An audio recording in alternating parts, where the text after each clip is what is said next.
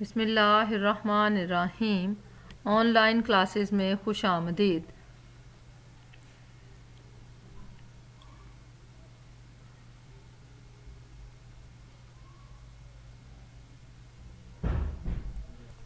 عزیز طلباء و طالبات، السلام علیکم۔ پچھلے لیکچرز میں ہم نے سخاوت اور بخل کے مفہوم کے بارے میں پڑھا۔ اس کے علاوہ سخاوت کی اہمیت اور بخل کی مذمت کی بھی وضاحت کی گئی۔ آج کے سبق میں ہم سخاوت کے معاشرتی فوائد کا ذکر کریں گے اور بخل اور کنجوسی سے ہونے والے نقصانات سے آگاہ کریں گے۔ سخاوت کرنے والے کا اخلاق و کردار بہت نکھر کر دوسروں کے سامنے آتا ہے اور اس کے اخلاق و کردار میں خوبصورتی پیدا ہو جاتی ہے۔ سخاوت کرنے والے کے دل سے دولت کی ہوس ختم ہو جاتی ہے، اسے دولت کا لالچ نہیں رہتا، اس کا دل پاکیزہ ہو جاتا ہے، اس کے مال میں برکت پیدا ہوتی ہے۔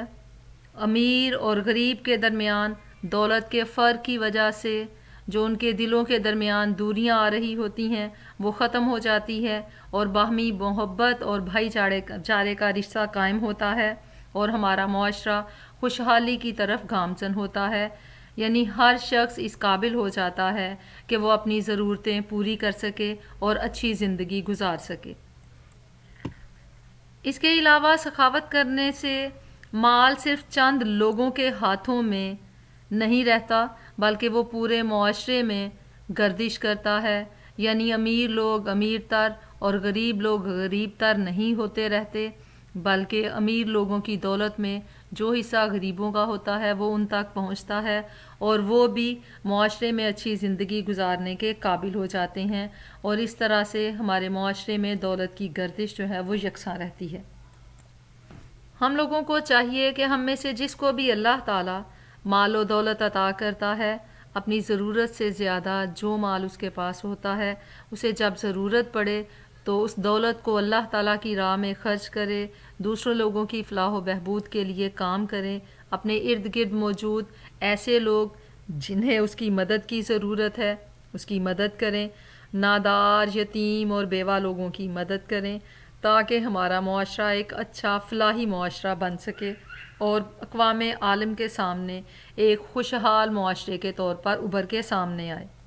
اس کے علاوہ ہمیں میانہ روی کا رویہ اختیار کرنا چاہیے، ہمیں نہ تو فضول خرچی کرنی چاہیے، بے جا خرچ سے پرہیز کرنا چاہیے اور نہ ہی کنجوسی سے کام لینا چاہیے۔ جو جائز ضروریات ہیں انہیں مناسب طریقے سے پورا کرنا چاہیے۔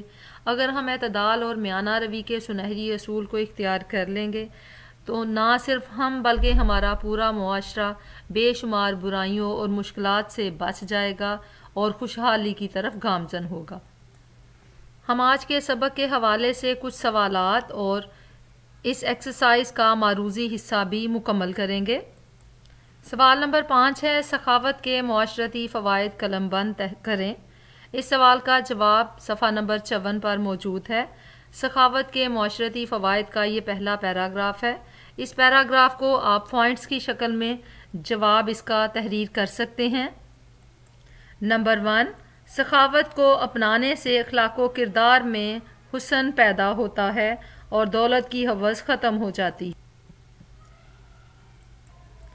نمبر 2، قلبی طہارت اور پاکیزگی اور برکت حاصل ہوتی ہے۔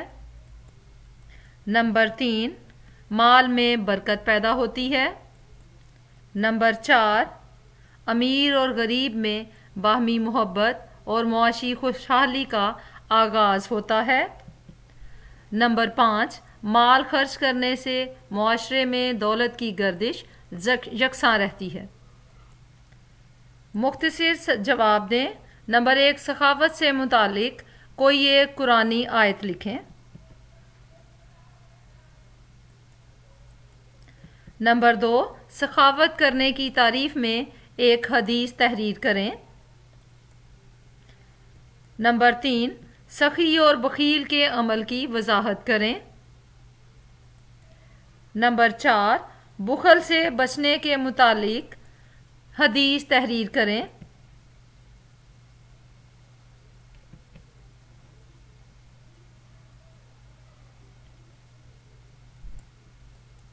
नंबर 5, ग़ज़वाए तबूक के मौका पर हज़रत अबू बकर सिद्दीक और हज़रत उमर रज़ियल्लाहु ताला अन्हु ने कितना माल खर्च किया? खाली जगह पुर करें। सखावत करने वाले को सखी कहते हैं, बुखल करने वाले को बखील कहते हैं।